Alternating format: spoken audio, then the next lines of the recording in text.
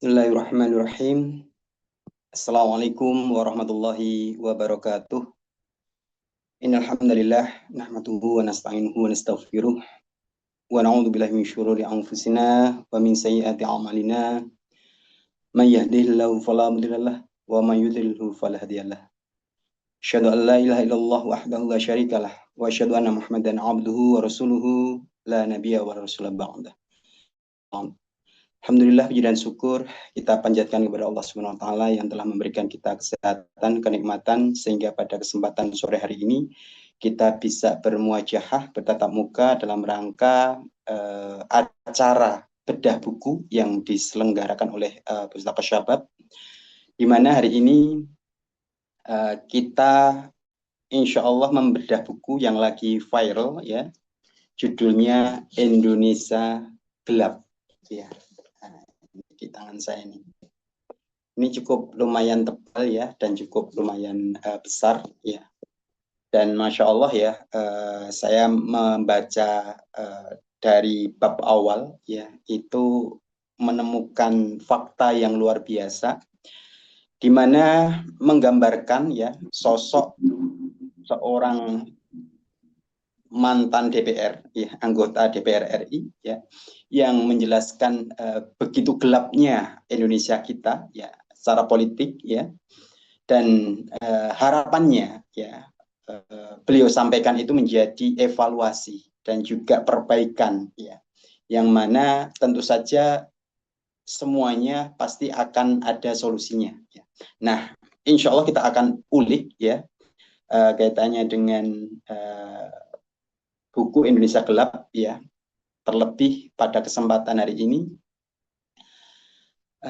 lagi santer-santernya informasi yang carut marut yang luar biasa, ya, sehingga membuat gelap, ya, Indonesia kita. Tapi harapannya kita tidak terus berada ke kegelapan, ya, tapi ada secercah cahaya yang menerangi Indonesia, insya Allah. Nah, apa cahaya itu? Insya Allah kita akan tanyakan ke penulisnya. Baik, saya mau sapa dulu untuk teman-teman yang sudah hadir pada kesempatan sore hari ini. Dari mana, ya, siapa, ya, itu bisa ditulis di kolom chat, ya.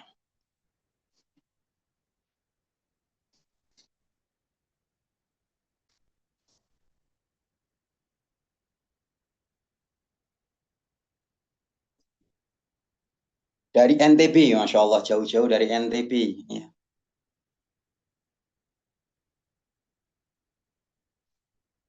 Sidoarjo hadir dari Ibu Anisha, ya. Ini rata-rata bapak-bapak atau ibu-ibu, ya, atau muslimah, ya. Ya, harapannya semuanya, biar semuanya bisa terpahamkan dengan apa yang menjadi isi buku yang kita bedah hari ini, ya. Masya Allah. Ini Jogja hadir, Masya Allah. Ini dari Malik Ibrahim. Assalamualaikum Ustaz. Ya. Dari Sumeneb, Masya Allah.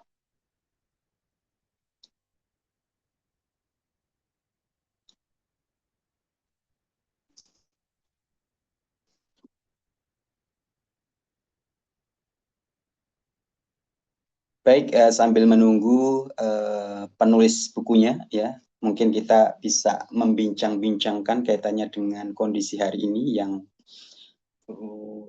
kemarin baru saja terjadi kerusuhan, bahkan di beberapa tempat kerusuhan itu masih, ya.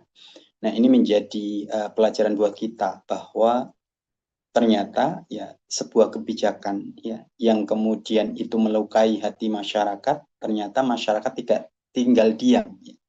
Berarti selama ini masyarakat itu memendam, ya, amarah itu, marahnya, ya, untuk kemudian dilampiaskan, ya, sebagaimana yang kemarin, ya. Tapi, ya, pelampiasan masyarakat yang terjadi kemarin disayangkan, ya. Kenapa? Karena ada anarkisme, ya, yang membakar, ya, fasilitas-fasilitas umum, yang mana itu juga didanai oleh rakyat gitu loh. Jadi dibangun sendiri, pakai uang sendiri, ya, pakai uang rakyat, ya, terus dibakar sendiri kan gitu. Ini kan juga disayangkan gitu ya. Harusnya eh, ketika unjuk rasa, ya, ya jangan kemudian merusak fasilitas umum, yang mana ini memang untuk pemenuhan hajat orang banyak gitu ya. Apalagi ini dari uang rakyat gitu. Dan itu ya cukup kemudian unjuk rasa ya tanpa kekerasan itu kan keren gitu ya. Dan bisa jadi itu justru malah apa yang kita sampaikan kepada pemerintah ya bisa tersampaikan. Dan saya yakin ya kemarin kerusuhan kemarin, saya yakin itu hanya oknum, ya, bukan masyarakat. Tapi segelintir oknum yang kemudian menodai ya unjuk rasa kemarin gitu ya. Tapi semuanya tetap tetap ini menjadi pelajaran ya, atau kemudian menjadi catatan bagi pemerintah kita ya untuk terus mengadakan perbaikan ya. Jangan sampai ada kebijakan-kebijakan yang zalim terhadap rakyat kan.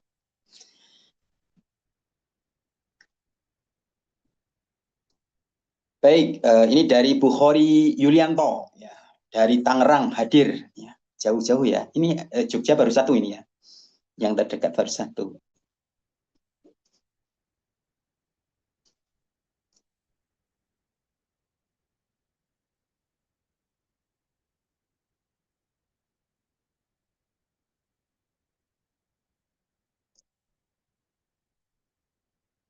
Saya mau tanya ke teman-teman, sudah baca bukunya belum? Indonesia Gelap. Ini menurut saya keren sekali ya. Kenapa? Karena ya pertama kali saya baca itu dihadirkan dengan penulis yang mantan DPR RI ya, menjelaskan kebobrokan negeri kita ya. Terus kemudian ada beberapa penulis-penulis yang lain yang ini juga Masya Allah luar biasa. Ada levelnya itu sudah beliau itu ulama ya, ada ustadz, ada kemudian bahkan wartawan ya, ada budayawan ya, ada penulis ya, dan lain sebagainya. Ini banyak sekali penulisnya.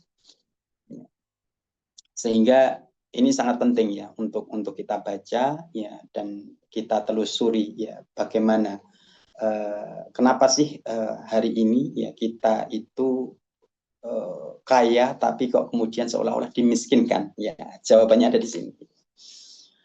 Dan kemudian di bab awal ya itu penulis menuliskan kisah ya, yang mana seorang nabi yang kemudian dimakan ikan paus ya. Kira-kira nabi siapa? Ada yang tahu?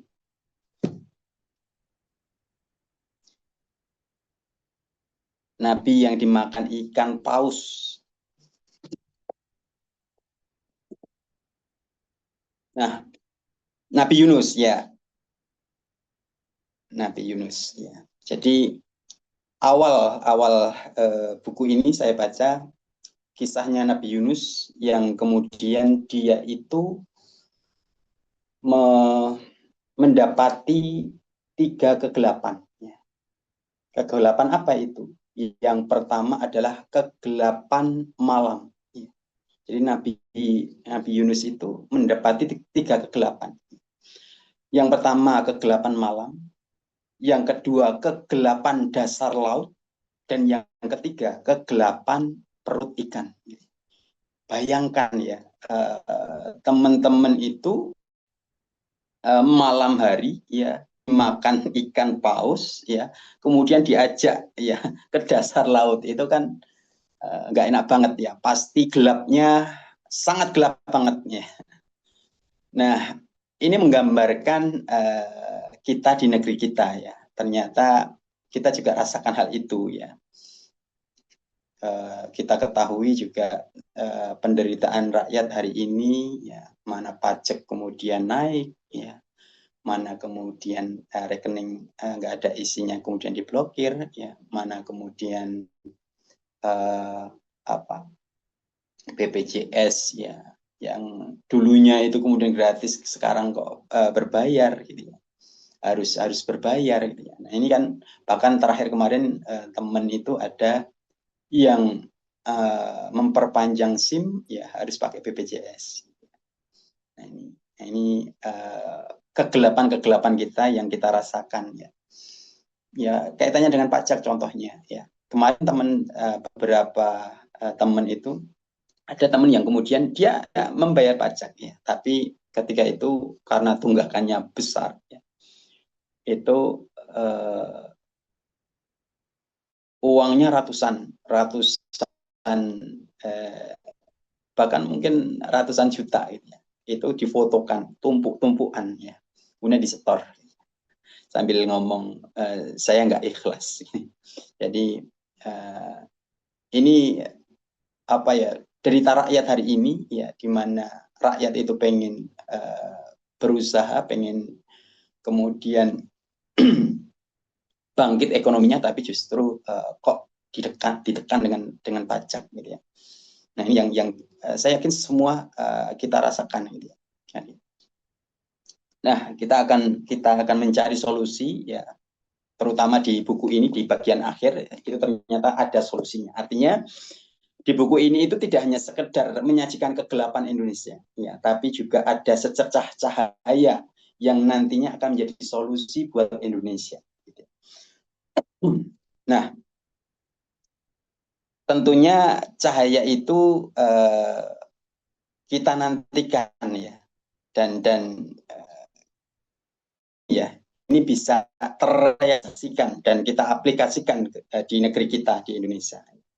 Nah, seperti apa solusinya? Insya Allah nanti kita akan bahas bersama penulis kita. Beliau salah satu penulis yaitu Ustadz Doni Riu. Ya, sebentar saya cek dulu apakah sudah masuk.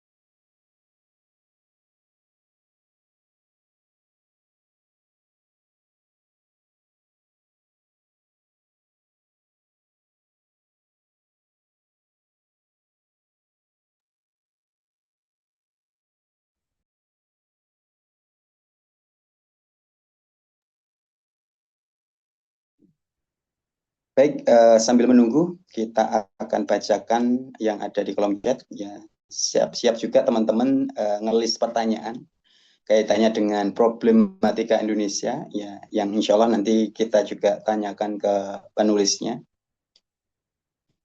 Nah ini dari banyak yang belum baca ya, banyak yang belum baca. Nah rata-rata belum semua. Ada yang sudah pernah baca bukunya?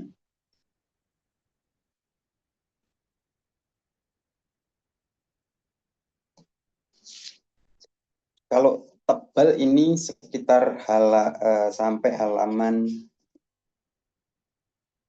298. 298 ya. Ukurannya juga berapa ini? Di bawah di atasnya A5 ya, tapi bukan A4 ya.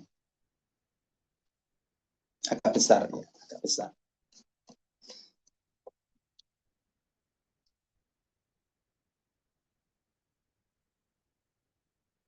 Belum punya bukunya, belum Ustadz ya. Masya Allah. Semoga habis ini bisa ya punya ya. Karena uh, ya lagi-lagi ini teman-teman ini ada berbagai ya dari berbagai kalangan, ada yang mantan DPR, ada yang tadi ya saya ceritakan wartawan, ada kemudian ustadz ya, bahkan ada kiai juga gitu ya. Nah, dan yang lain-lain yang memang mereka menuliskan berdasarkan kemampuan mereka ya, posisi mereka gitu ya. Nah, sehingga kita jadi lebih tahu ya di Indonesia itu memang secara budaya juga seperti itu ya.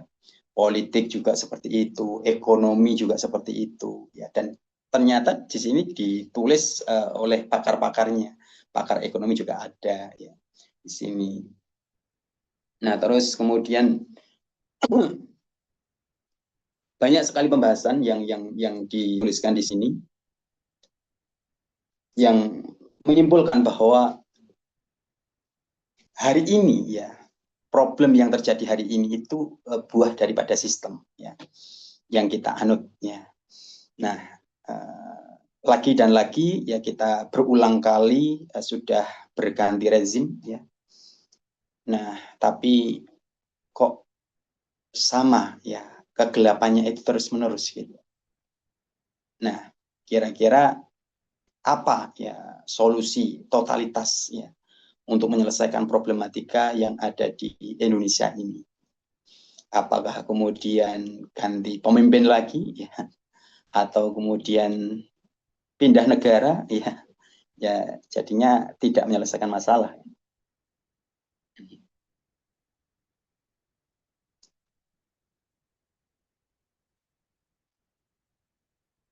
Baik, saya mau tanya ke para peserta mungkin ya, yang hari ini stay di lokasinya masing-masing, apakah hari ini masih terkondisikan lokasinya ya, atau ada yang kurang baik-baik saja? Alhamdulillah tadi pagi saya lewat di Jogja ya, itu aman ya. Aman-aman saja, masih aman ya, dan kelihatannya sepi ya. Sepi bukan berarti nggak ada, tapi sedikit ya. Terus kemudian kalau di titik nol ada patroli ya, TNI ya, mengamankan ya titik-titik rawan ya di Yogyakarta. Tapi insya Allah kalau di Jogja itu yang saya nilai ya itu masyarakat insya Allah aman-aman lah ya. Karena ada pedoman kalau di di Jogja itu bahasa Jawanya itu nggak ngoyo ya. Alon-alon waton kelakon. Jadi karakter Jogja itu alon-alon ya, pelan-pelan. Ya ketika didolimi ya yes pelan-pelan. Nggak kemudian langsung ngegas, langsung kemudian bakar segala macam ya. Saya yakin yang kemarin bakar itu bukan asli orang Jogja. Bukan asli orang Jogja. Kan itu. Nah, kejadian-kejadian seperti ini kita memang harus tahu ya, karena ini ya kaitannya dengan masyarakat kita, ya lingkungan kita, kanan kiri kita, ya sehingga ini menjadi bagaimanapun ya kita menjadi bagian ya di dalam negeri kita ini Indonesia. Dan ini menjadi PR kita bersama untuk menerangkan Indonesia. Tidak lagi kemudian gelap, tapi kita terangkan ya, kita beri cahaya ya, dengan cahaya apa ya, insya Allah akan menjadi bahasan utama pada bedah buku sore hari ini.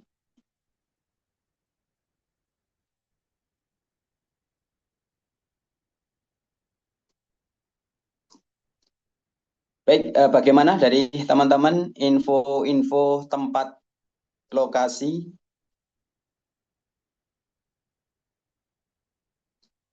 Di Salatiga tadi ada info kalau mau ada demo, ternyata tidak jadi, cuma agak sedikit tidak nyaman. Ya, di tempat saya di Bantul juga kemarin ada demo, ya, ada demo. Tapi beberapa ketua organisasi kita tanya ternyata nggak ikut demo, gitu ya. Nah ini siapa yang demo kira-kira? Yang jelas gini, ya. Yang jelas bagaimanapun kan kita itu punya ulama, ya, punya ustadz masing-masing, punya ulama masing-masing. Ya kita butuh komando mereka. Ya. Kalau kita itu turun, ya insya Allah kita turun. Ya. Kuncinya di komando ulama, ya, insya Allah. Kenapa? Karena ulama itu punya basirahnya, punya kemudian dia melihat, ya, bisa melihat mana yang hak, mana yang kemudian batil. Kalau hari ini kan secara masyarakat awam kadang kurang bisa ya melihat ya mana yang hak, mana yang kemudian batil, gitu ya. Contoh kemarin kemudian tentang pembakaran ya gedung, ya, pembakaran mobil, ya, dan pembakaran yang lainnya. Nah ini apakah di dalam Islam diperbolehkan seperti ini kan itu? Tentu saja tidak, itu ya. Tentu saja tidak. Pengrusakan, anarkisme dan lain sebagainya itu tentu saja dalam Islam nggak boleh, gitu ya. Nggak boleh. Oleh karenanya ya kalau bagi saya ya unjuk rasa monggo silahkan ya. Tapi catatannya adalah yang aman, yang tertib. Ya. Kita sampaikan aspirasi kita kepada pemerintah. Tidak kemudian justru merusak fasilitas umum. Kalau merusak, ya, itu justru malah menggagalkan aspirasi. Ya. Kenapa? Karena dengan merusak, udah citra masyarakat jadi buruk. Ya. Tinggal kemudian berita rakyat anarkis, ya, itu framing negatif, ya, yang terjadi, dan biang keroknya ya siapa lagi, ya. Jadi justru yang dikambing hitamkan ya masyarakat, gitu. Sebab apa? Ya tadi anarkisme tadi. Nah ini menjadi pelajaran buat kita, ya. Ya kita menjadi warga negara yang bijak, ya, yang beradab, ya. Kan itu.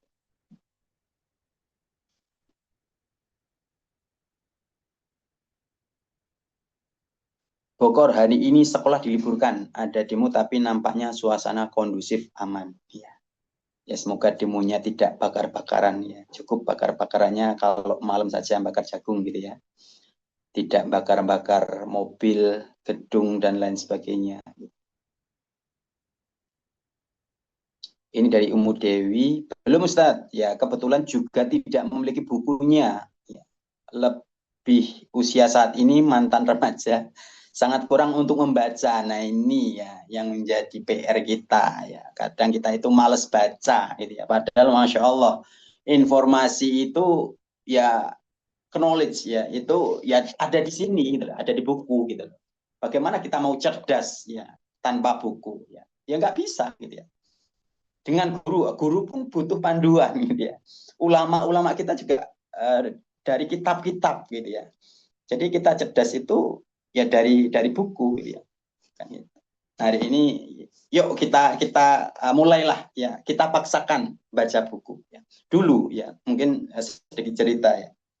Dulu ketika saya remaja itu memang nggak suka baca. Tapi ketika saya hijrah, ya apa yang saya lakukan? Untuk mengejar ketertinggalan saya itu target 1 hari 1 buku. Dan itu bisa. Ya. Asal apa? Dipaksakan, gitu ya.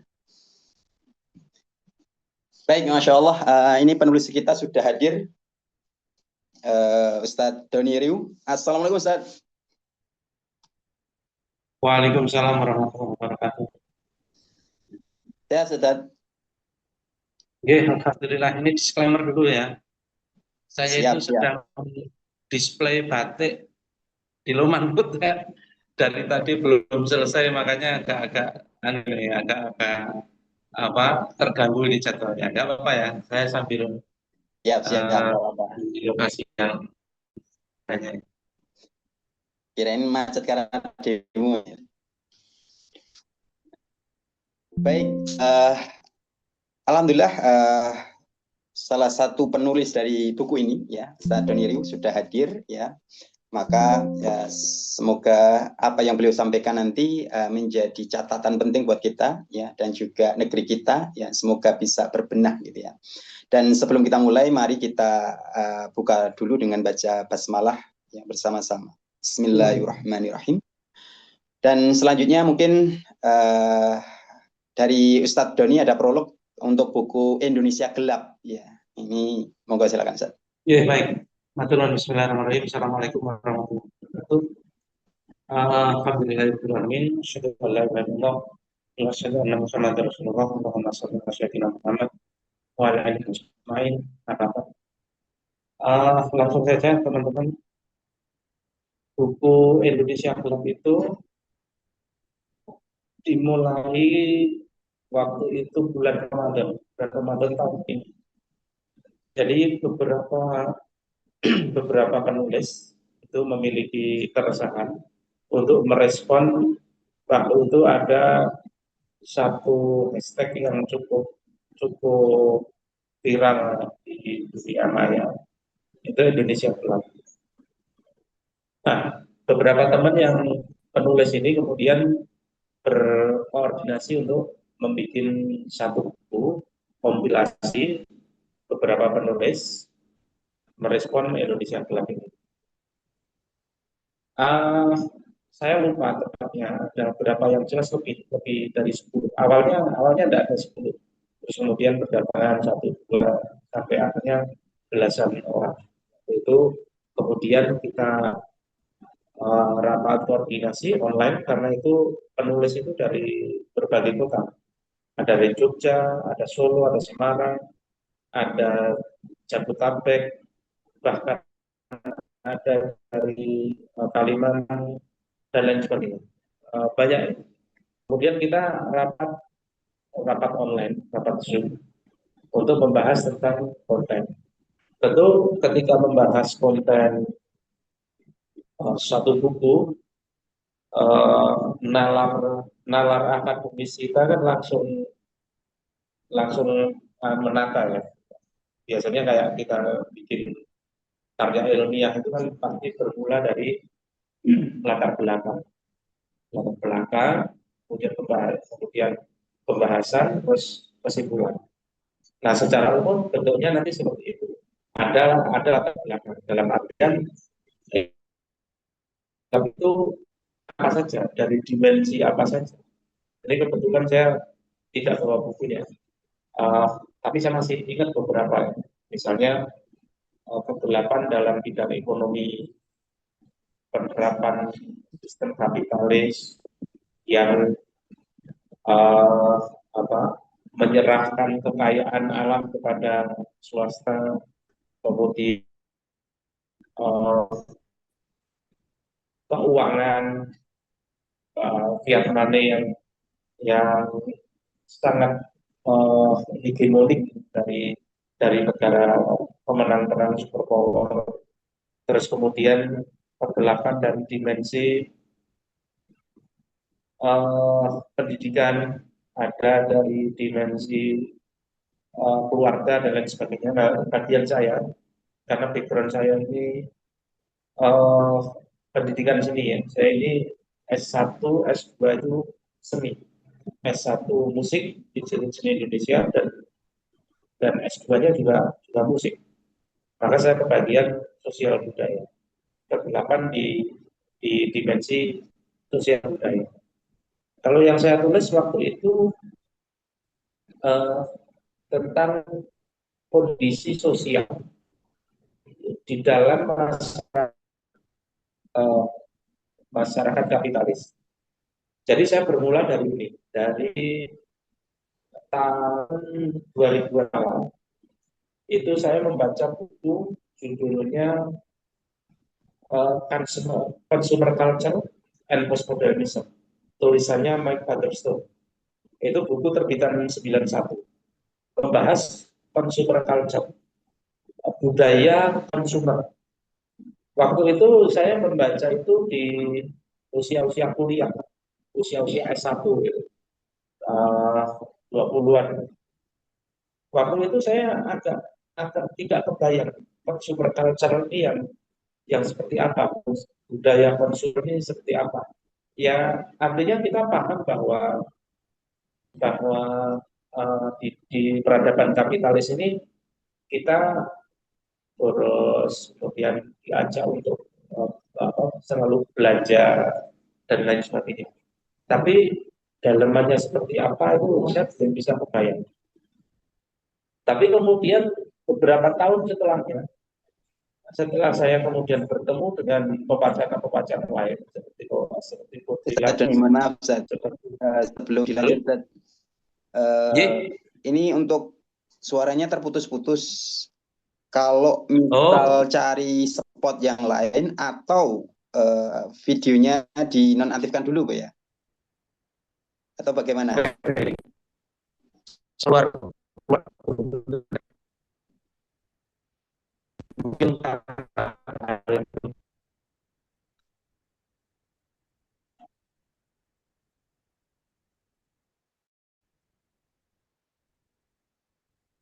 Kalau yang lain gimana? Ini ada, oh di Salatiga jelas. Berarti di Ibu Anisha ya? gimana? Kalau Di jelas Salatiga jelas. di lokasi. Oke. Kalau saya ini sih masih ketangkap sih, jelas.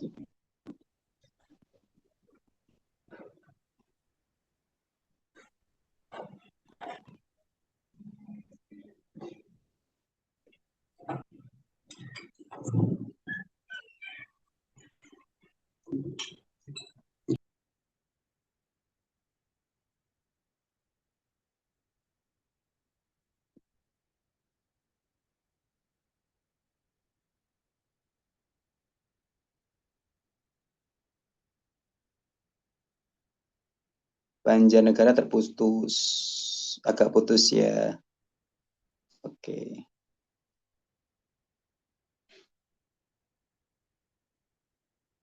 Baik, kita tunggu Ustaz Doni, semoga bisa cari spot yang pas.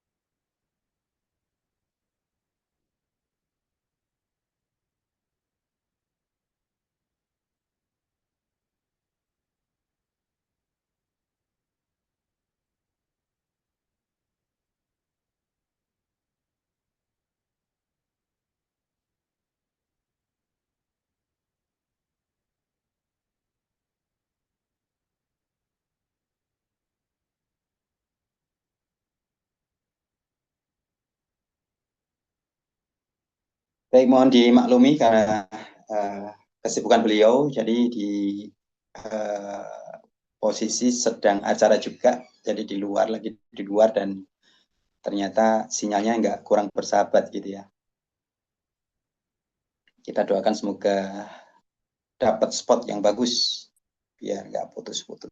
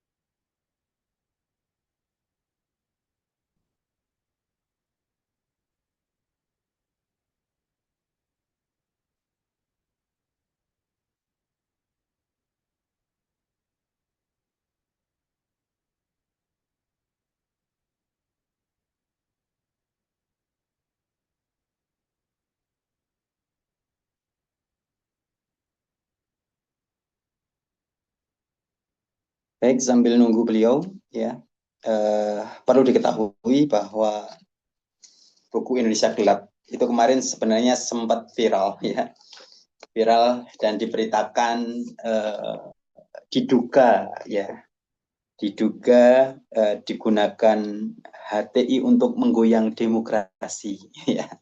Jadi viralnya seperti itu, ya, di beberapa berita gitu, ya, yang sempat kemudian viral gitu, ya. Nah, nanti sekaligus kita tanyakan, ya, benar nggak ini untuk menggoyang demokrasi kan itu. Kalau benar, ya kita lihat, ya, goyangnya dengan apa gitu.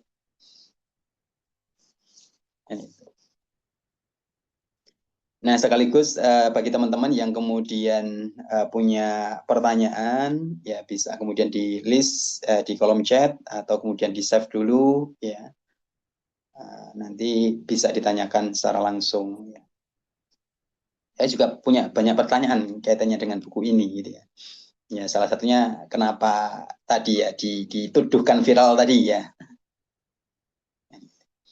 Baik, ini ada yang tanya, ada saluran WhatsApp-nya? Ada, ya, kita ada kajian SBR, ya. Jadi Syabab Book Review, ya, itu kita selenggarakan kalau kemarin-kemarin itu sebulan sekali gitu, ya. Nah, ini kemarin sempat vakum, ya, bulan ini mulai lagi gitu, ya. Pak, Gitu. ini gimana rencananya? Rencananya gimana? Baik, sudah masuk. Ketemu Oke, siap. Jadi mau dulu, Pak? Mau dulu?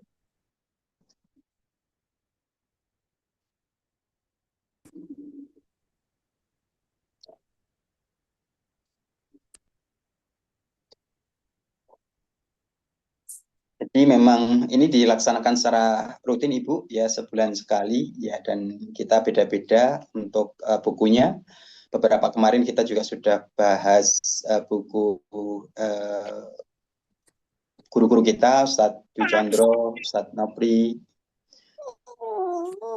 dan besok bisa rekomendasi dari teman-teman mau bedah buku apa gitu, ya. Seperti itu. Baik, Ustadz Doni sudah terkondisikan, Ustadz? Siap. Gimana? Sudah lebih lancar? Sudah lebih bagus, ya Allah. Rubah itu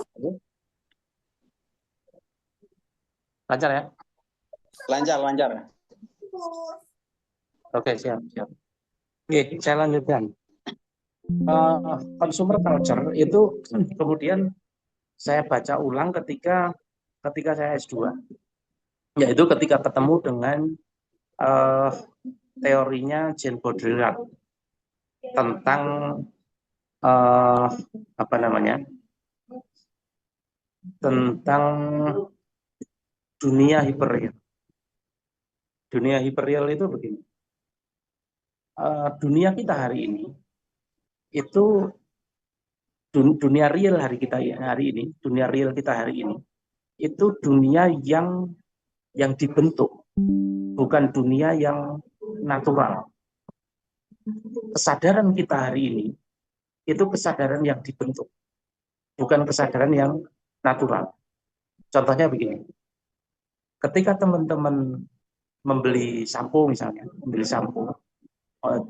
sabun rambut, membeli sampo, itu pertimbangannya apa? Pasti kalau zaman sekarang ya, teman-teman itu ada sampo untuk laki-laki, ada sampo untuk perempuan. Bahkan nanti yang perempuan itu nanti beda-beda.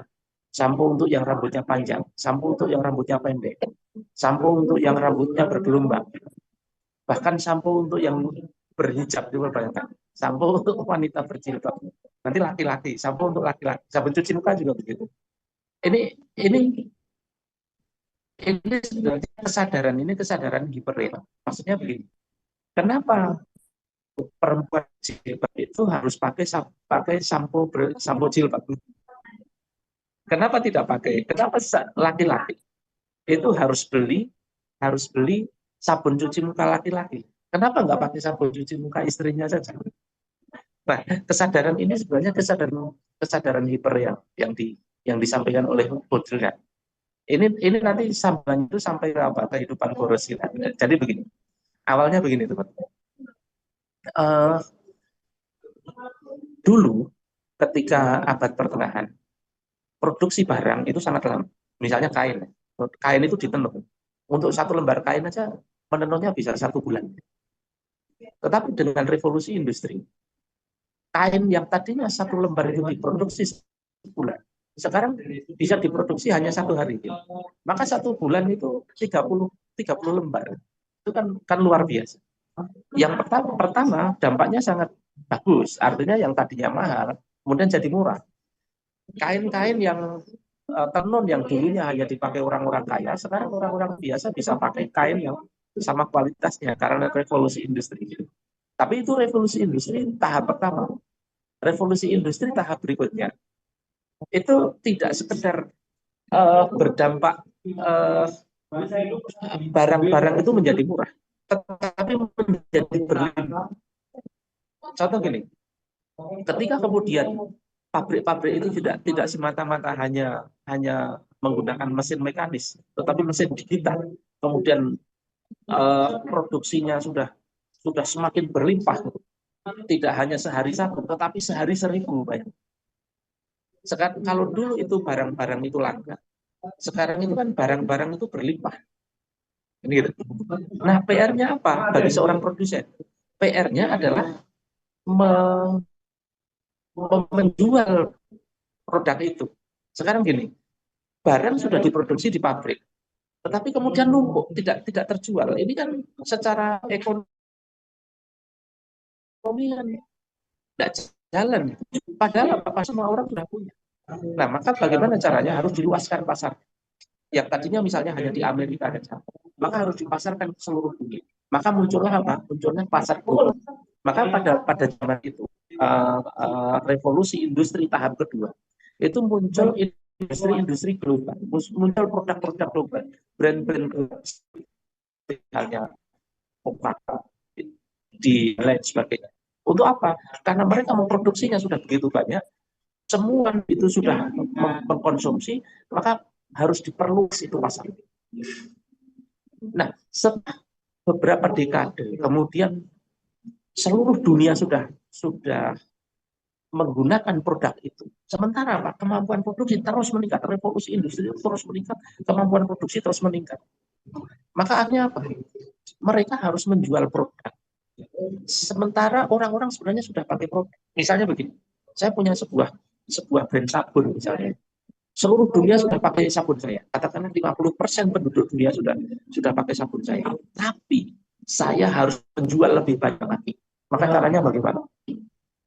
Caranya saya menciptakan sabun rambut yang dulu zaman dulu sabun badan dan sabun rambut itu tidak ada bedanya. Tapi karena saya harus menjual lebih banyak lagi, maka saya menciptakan sabun rambut. Sehingga satu rumah tangga yang tadinya cukup hanya membeli 1 buah sabun, kan harus membeli 2. Yang satu sabun badan, yang satu sabun rambut. Nanti berkembang lagi. Karena saya mendapatkan lebih banyak, tidak hanya soal sabun rambut, tetapi sabun rambut laki-laki, sabun rambut perempuan.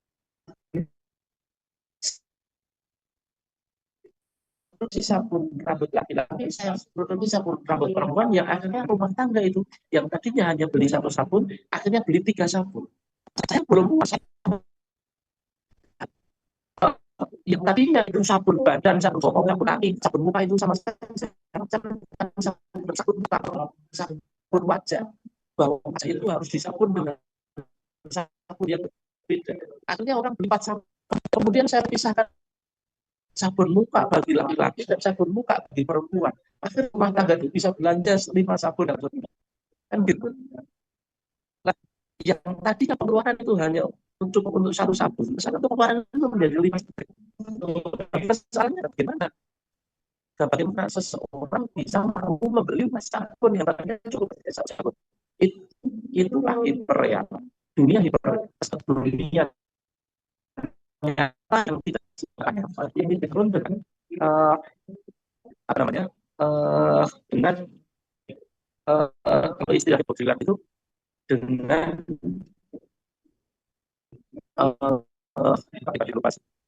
intinya dengan menciptakan kayak semacam mantra. kayak semacam mana contoh begini. Contoh ketika saya melahirkan saat yang artinya saya itu enggak khusus saya menampilkan iklan orang yang tidak menggunakan wajah itu kulitnya kasar. Setelah menggunakan sabun wajah, jadi kulitnya mulus. Seperti halnya ketika saya mau jualan sampo itu, orang yang pakai sampo seperti kalau masih sampo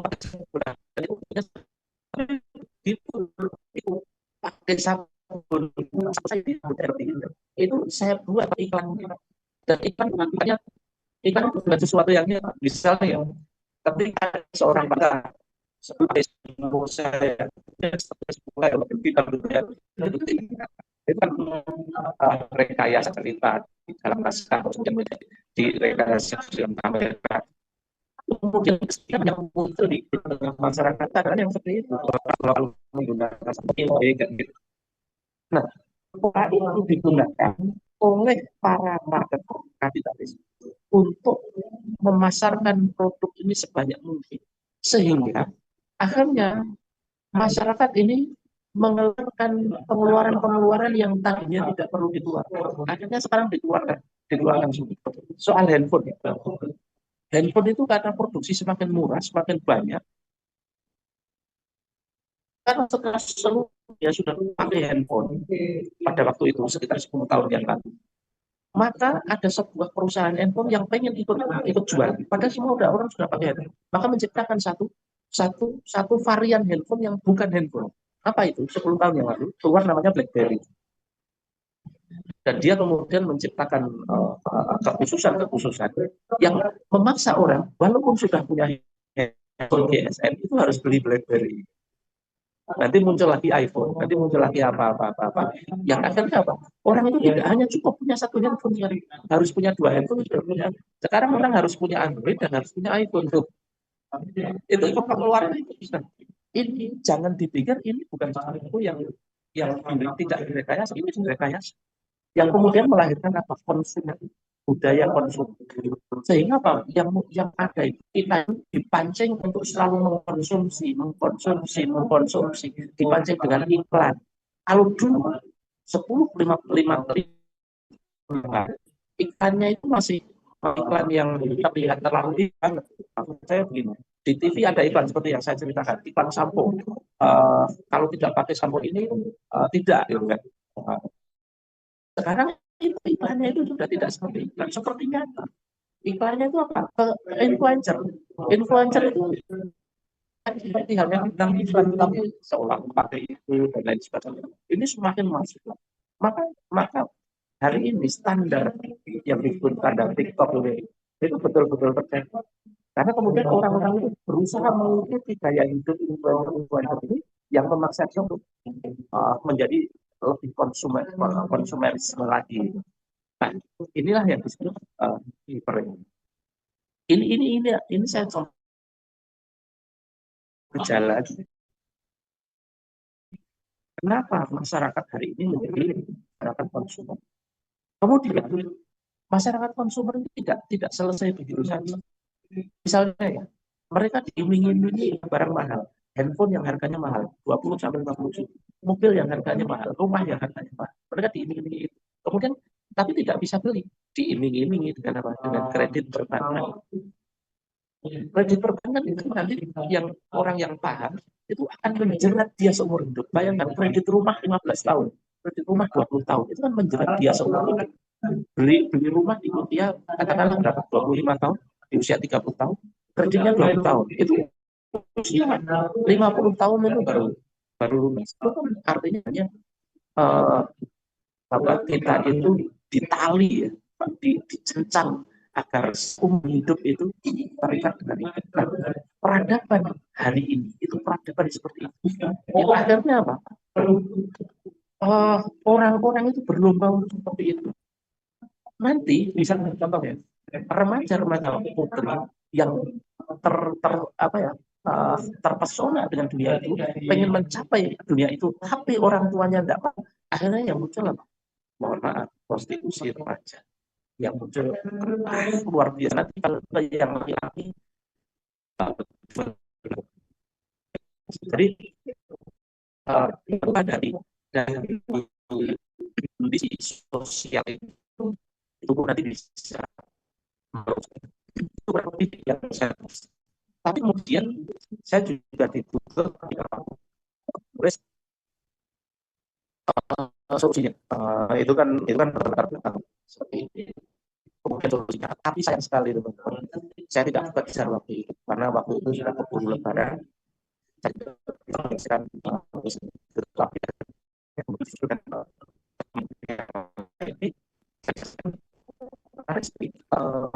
buku ini itu mengupas kegelapan itu Indonesia biasa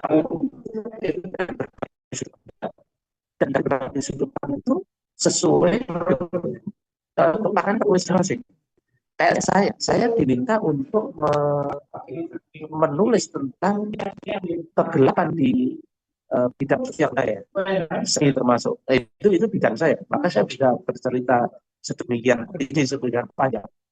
Sementara seperti misalnya yang ada di PRRI itu 8 di bidang politik, saya sendiri di bidang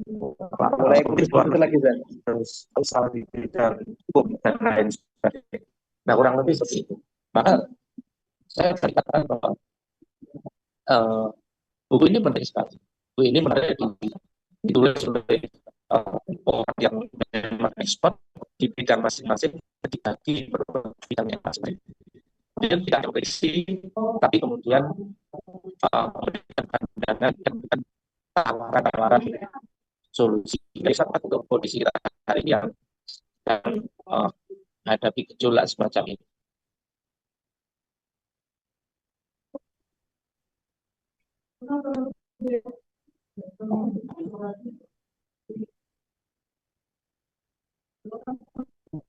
Baik. Ya. Di akhir-akhir tadi agak putus-putus, Zat. Untuk suaranya. Oke. Baik, Masya Allah ya. Atau ini, Zat. Videonya di-off-kan dulu, Boh.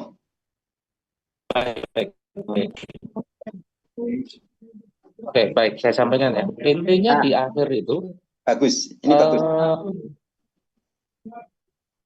Buku ini ditulis oleh penulis-penulis dengan berbagai macam latar belakang yang berbeda. Misalnya Mas Hanafi sebagai putra dari Pak Amin Rais yang Bapak Reformasi, kemudian berkarir secara politik, baik waktu itu pernah menjadi calon wali kota Jogja, kemudian pernah menjadi anggota DPR RI, dan lain sebagainya. Dan beliau menulis tentang kegelapan politik di Indonesia. Dan itu ditulis oleh orang yang pernah memang hidup di dalamnya. Kan menarik sekali.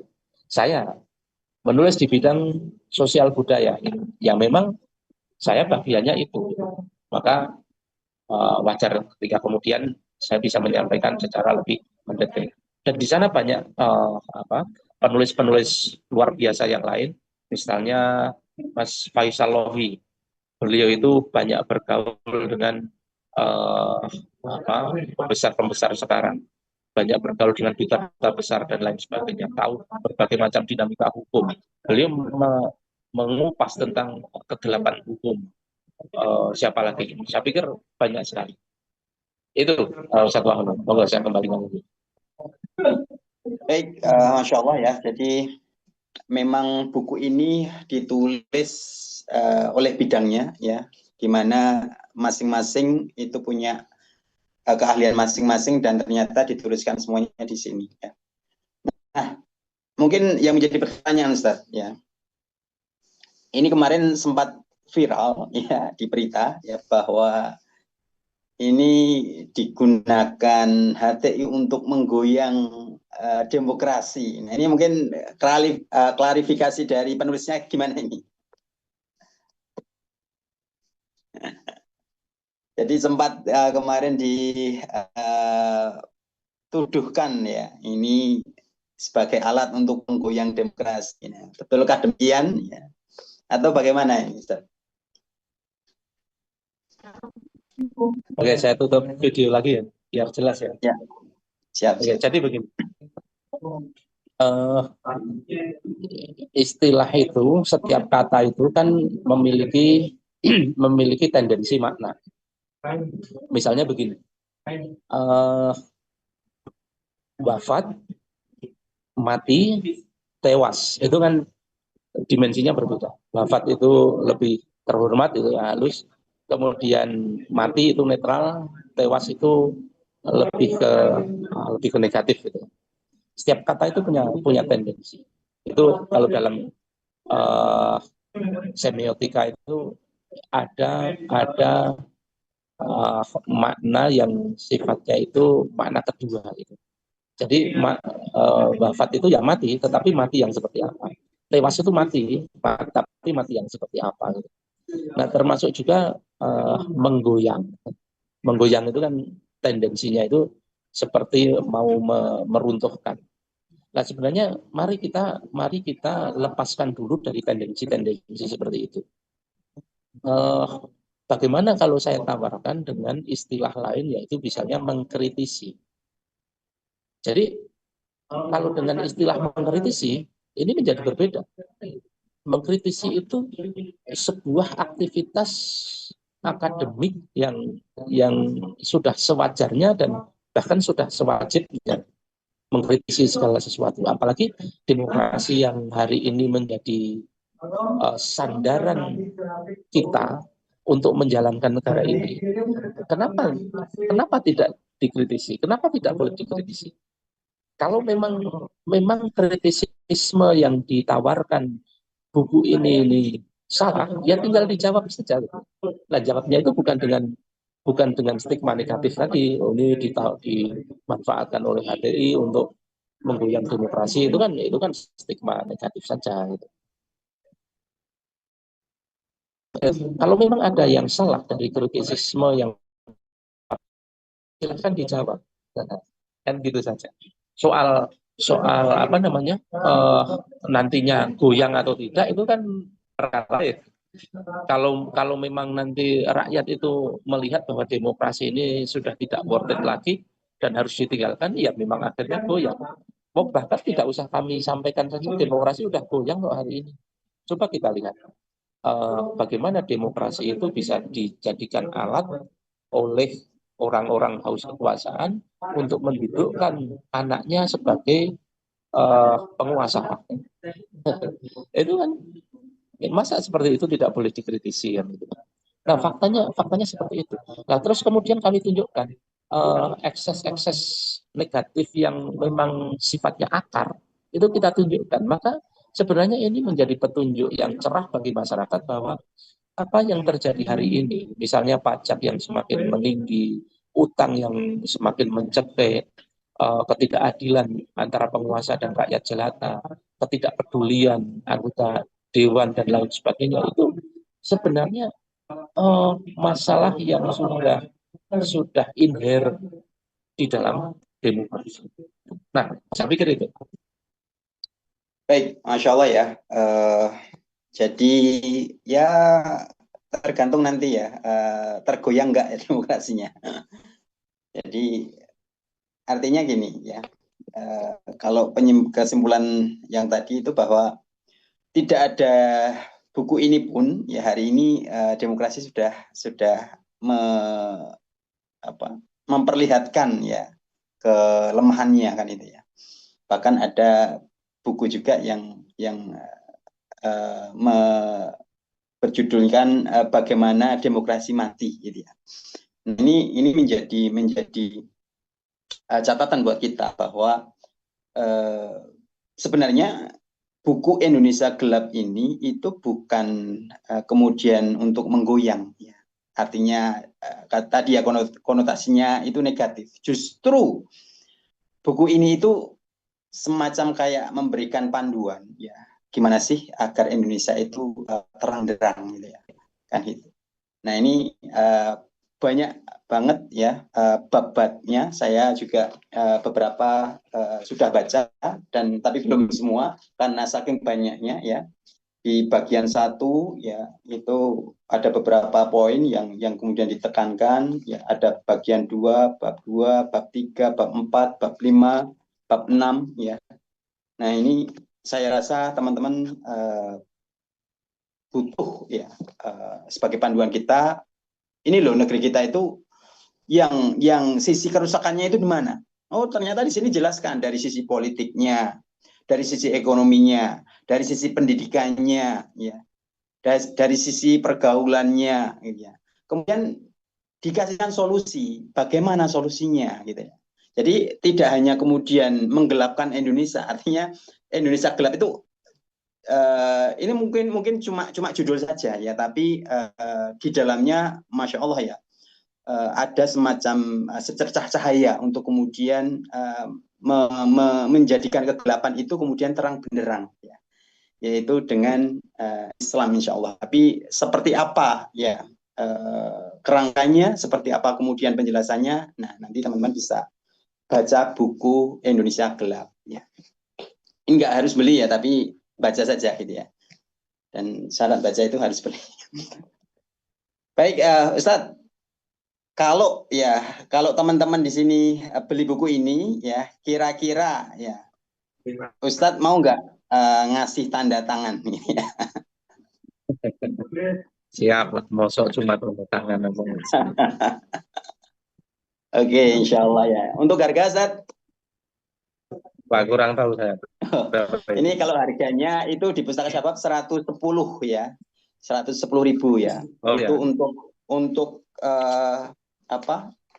buku ya sebesar ini dan setebal ini, insya Allah masih standar ya, masih standar, nggak kemudian mahal. Apalagi penulisnya juga orang-orang expert ya, pernah mengalami hal itu ya, secara politik misalnya ada Hanafi Rais, kemudian dari sisi ekonomi ya, ini juga ada dosen ya, seorang dosen yang ahli ekonomi ya, dan lain sebagainya. Nah, ini teman-teman silakan ya, kalau mungkin 2 hari ini ya, atau 3 hari ya, itu teman-teman bisa mendapatkan di Pustaka Syabab ya, harganya 110 ya.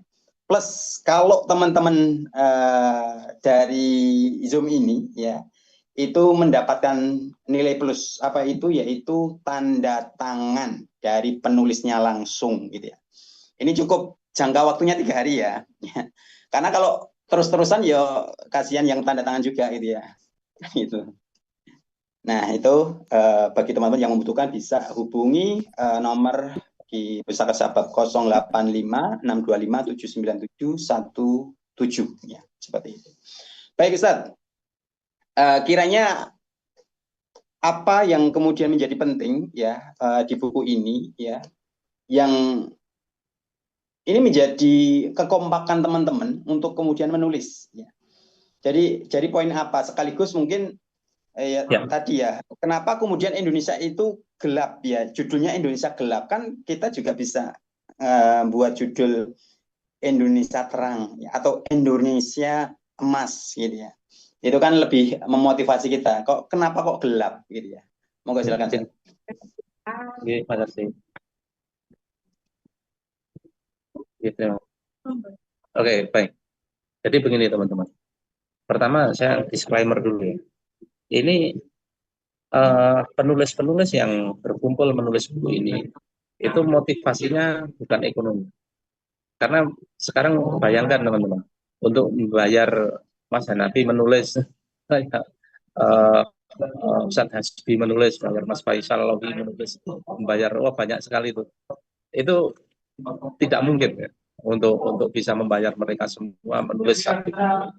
Jadi menulis ini memang ada dorongan dari para penulis ini untuk menumpahkan apa yang mereka pahami. Kemudian harapannya apa yang mereka pahami ini menjadi pemahaman umat. memang kita menggunakan judul Indonesia. Artinya begini, setiap judul itu, jadi filosofi judul ya, filosofi judul. Judul itu mengabarkan sekaligus menyembunyikan. Judul itu mengabarkan sekaligus menyembunyikan. Artinya apa? Mengabarkan apa yang akan dibahas, tetapi sekaligus menyembunyikan rinciannya. Karena kalau sudah rinci di judul, itu mana orang tertarik kan gitu kan. Jadi judul itu ya memang harus misterius itu. Biar orang tertarik itu judul harus misterius. Tetapi yang misterius apanya?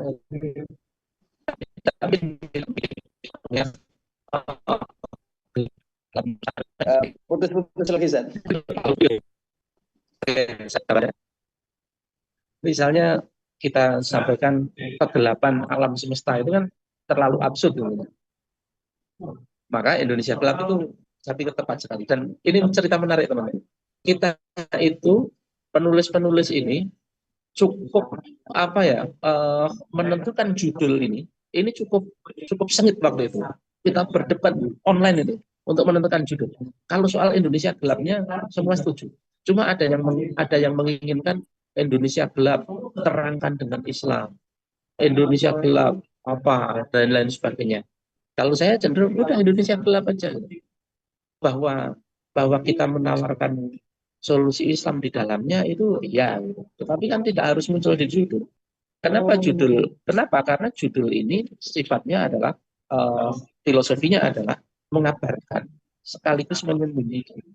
Nah, kalau orang sudah baca Indonesia Gelap, sinari dengan Islam, itu berarti orang kan sudah ngapain baca, paling kesimpulannya juga itu aja kan gitu. Itu strategi. Maka yang muncul akhirnya setelah cukup panjang, akhirnya ya diputuskan sudah Indonesia Gelap saja, dan itu lebih menolong gitu.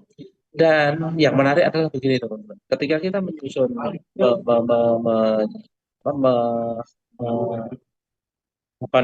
mengkreasikan judul itu Indonesia Gelap, itu memang waktu itu sedang ada rame hashtag Indonesia Gelap.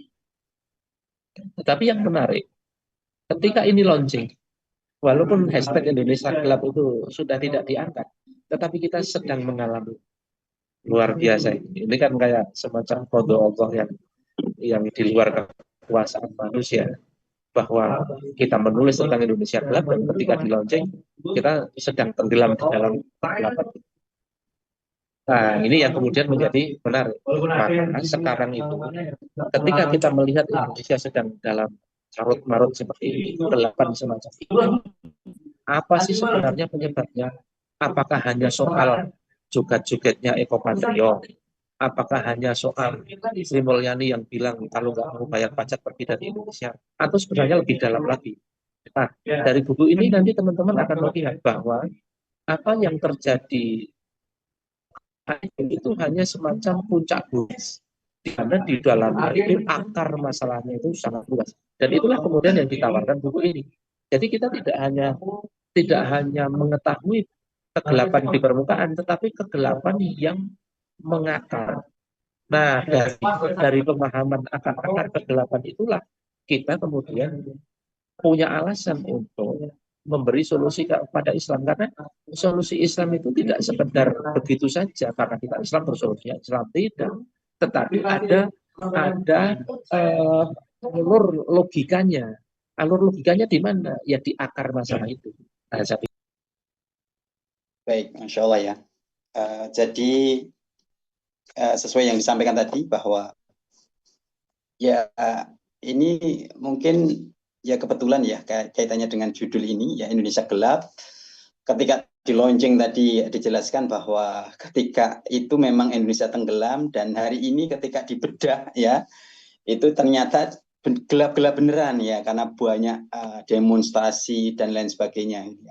Nah, tentu teman-teman wajib ya tahu isinya ya, seperti apa sih kegelapan Indonesia ya di bidang politik, pendidikan, ekonomi, pergaulan ya, dan bagaimana solusinya ya. Jadi tidak hanya sekedar kemudian memberikan kemudian masalah problem Indonesia hari ini loh ya. hari ini seperti ini loh ya, tapi juga menjawab semua problem-problem itu dengan ide-ide cemerlang yang mana ditulis langsung oleh expert ya, seperti itu. Nah, teman-teman, tadi saya jelaskan bahwa setiap pembelian buku ini dapat tanda tangan ya. Sekarang saya akan tambah. Jadi untuk teman-teman yang hari ini hadir, ini di Pustaka Sabab itu tinggal 30 eksemplar. Ya. Tinggal 30 eksemplar. Ini orangnya berapa ini? Orangnya 50 tadi ya. Ini 47 ya. Nah ini tinggal 30. Saya yakin nggak kebagian semuanya. Ya. Nah oleh karenanya saya tawarkan ke teman-teman untuk pembelian ya. Siapa cepat ya nanti mendapatkan harga 99.000 ya. Dari 110.000 ya. Pustaka Sabab ngasih harga 99.000 ya. Tapi ingat ya, siapa cepat dia dapat. Stok tinggal 30, ini orangnya lebih gitu ya. Nah, ini monggo silakan plus nanti dapat tanda tangan dari penulisnya, Ustadz Donieri seperti itu. Nah, mungkin dari teman-teman ada pertanyaan sampai kemudian pembahasan hari ini.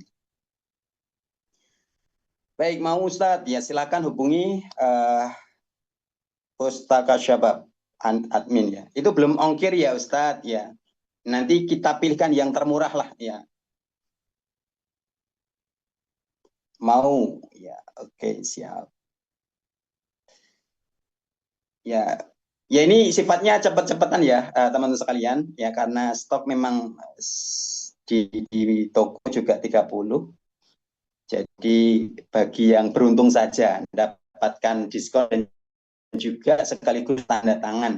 Kapan lagi dapat tanda tangan yang penuh? Apakah Jogja juga gelap Ustaz? Ya, ini kayaknya mendung ya. Jogja, ada pertanyaan Ustaz, Jogja apakah gelap gitu ya?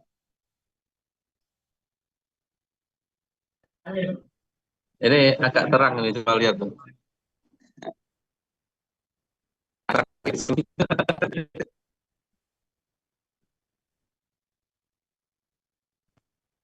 Itu terang secara ini, secara cahaya, secara suasana. Tapi kalau secara kultur ya tetap gelap aja.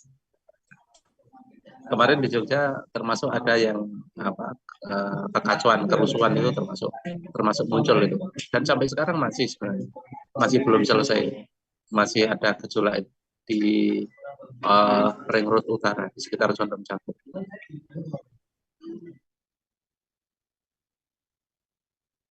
Baik, kalau dari ini Ustaz, ya dari buku ini ya kira-kira dari jenengan sendiri selain tulisannya jenengan ya kira-kira mana yang lebih berkesan ya bagi jenengan ya, tulisan mana ya, walaupun ya semua bagus lah ya, tapi saya yakin ketika kita sebagai pembaca ya itu punya penilaian sendiri. Tulisan ini memang benar-benar real keadaan sekarang ya. Itu kira-kira tulisan bab apa ini ya? Atau kemudian yang ini siapa? Ya, saya termasuk penggemarnya Mas Faisal Salam. Tulisan-tulisannya itu emosional. Termasuk ini, termasuk salah satu tulis. Oke. Termasuk salah satu penulis favorit saya itu Faisal Salatullah. Terus kemudian Mas Hanafi ya, Mas Hanafi jelas, Mas Hanafi itu bagaimanapun pengalamannya banyak dan perspektifnya bagus. Gitu ya. Karena gini, Mas Hanafi itu dia background pendidik, dia itu lahir di Amerika kan. Ketika Pak Amin masih di Amerika. Oh, lahirnya Amerika. Iya, lahir di Amerika. Makanya sampai sekarang Mas Hanafi itu punya 2 kewarganegaraan. Karena orang yang lahir di Amerika itu tidak akan pernah kehilangan kewarganegaraan Amerikanya. Itu perlu dia itu. Wah, ini jangan-jangan pengkhianat ini. Enggak ya, bercanda ya. Enggak lah, Mas Hanafi itu. Jadi gini, dengan kelahiran beliau di Amerika, dia melihat peradaban kapitalis itu seperti apa. Sampai beberapa tahun beliau di sana. Terus kemudian sekolah di sini, saya kuliah di UGM, itu jurusan Visipol. Sempat jadi dosen juga di Visipol.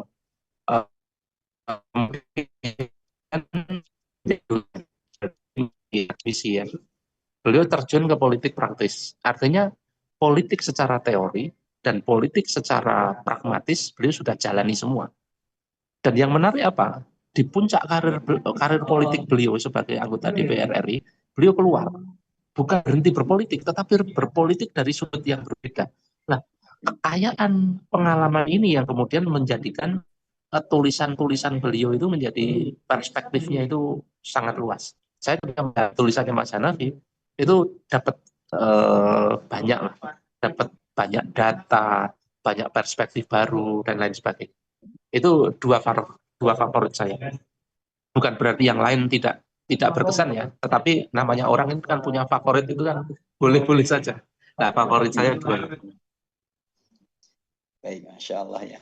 Saya juga pernah sudah baca tulisan beliau juga ya itu mengibaratkan kegelapan Indonesia hari ini dengan kegelapan Nabi Yunus ya, ketika ditelan paus ya, itu juga memang realitasnya seperti itu kan gitu. Dan Masya Allah ya, tulisan beliau memang betul sesuai fakta hari ini ya. Nah, tinggal ternyata di belakang ya, bagian belakang itu lebih ke solusi gitu ya. Dan ini yang jawab memang pakarnya ya, para ustadz kiai ya, itu yang kemudian bisa menjelaskan dengan bahkan ada hujahnya juga gitu ya. Sehingga teman-teman ya nggak rugi lah ya punya buku ini. Memang harus wajib gitu ya, biar kita paham ya kondisi hari ini dan bagaimana penyelesaian. Baik, dari peserta mungkin ada pertanyaan-pertanyaan terakhir ya untuk penulis ya.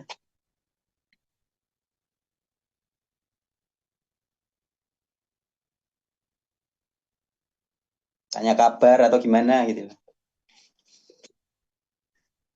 Ini lagi di luar atau di Jogja ini, Seth? Saya di Jogja ini, di Loman Hotel. Oke. Sedang ini apa namanya? Ada Pameran. Batik di sini. Oh ya. Baik. Kalau nggak ada mungkin kita cukupkan sekian ya. Satu Oh ya, monggo sekaligus closing statement, Ustaz. Teman-teman tadi dikasih harga berapa tadi? Kalau satu hono tadi 99 ya. 99. 99.000 itu ditambah 1.000 jadi 100.000. 100.000 itu teman-teman kalau dipakai untuk makan kira-kira habis berapa lama? Paling 1-2 porsi, 3 porsi, paling 2-3 hari lah ya selesai. Ya. Sekeluarga dan itu hilang rata-rata. Ya betul, hilang jadi kotoran itu.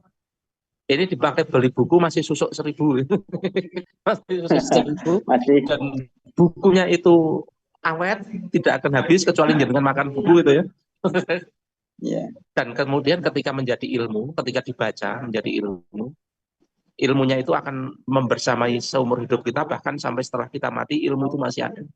Belum lagi kalau ilmu itu kemudian kita sampaikan ke orang lain, itu pahalanya berlipat ganda, nama kita ikut berumur panjang dan lain sebagainya.